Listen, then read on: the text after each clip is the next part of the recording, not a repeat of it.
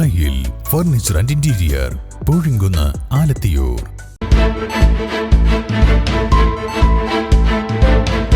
നമസ്കാരം, വെട്ട ന്യൂസ് ക്യാപ്സ്യൂളിലേക്ക് സ്വാഗതം. പവൻ ഗോൾ തിരൂർ.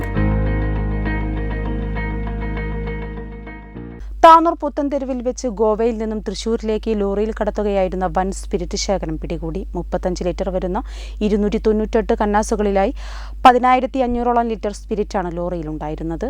മൈദച്ചാക്കുകൾക്കിടയിൽ ഒളിപ്പിച്ച നിലയിലാണ് സ്പിരിറ്റ് ശേഖരം കണ്ടെത്തിയത്.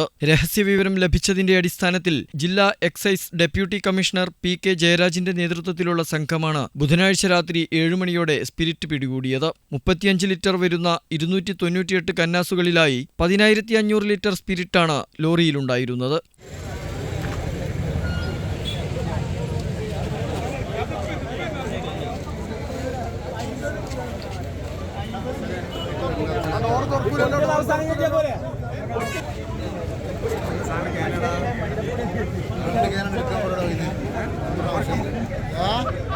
ഹലോ,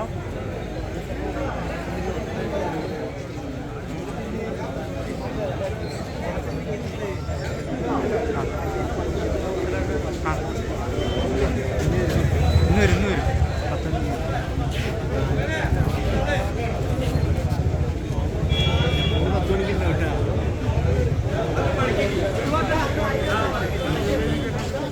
ലോറിയിലുണ്ടായിരുന്ന ഡ്രൈവറും ക്ലീനറും തൃശൂർ സ്വദേശികളാണ്. ഇവർക്ക് കൂടുതൽ വിവരങ്ങളൊന്നും അറിയില്ലെന്നാണ് ഇവർ നൽകിയ മൊഴി. തൃശൂർ ജില്ലയിൽ ചാവക്കാട് താലൂക്കിൽ വലപ്പാട് വില്ലേജ് ആനവിഴുങ്ങി സ്വദേശികളായ കോലഴി വീട്ടിൽ സജീവ്, കൊടകര തട്ടാൻ വീട്ടിൽ മനോജ് എന്നിവരെയാണ് പിടികൂടിയത്. സ്പിരിറ്റ് കടത്ത് പിടികൂടിയതറിഞ്ഞ് രാത്രിയിൽ വൻ ജനാവലിയാണ് പുത്തൻതെരുവിൽ തടിച്ചുകൂടിയത്. വിശദമായ ചോദ്യം ചെയ്യലുകൾക്ക് ശേഷമേ കൂടുതൽ വിശദാംശങ്ങൾ പറയാൻ കഴിയുകയുള്ളൂ എന്ന് റെയ്ഡിന് നേതൃത്വം നൽകിയ ഉദ്യോഗസ്ഥർ പറഞ്ഞു.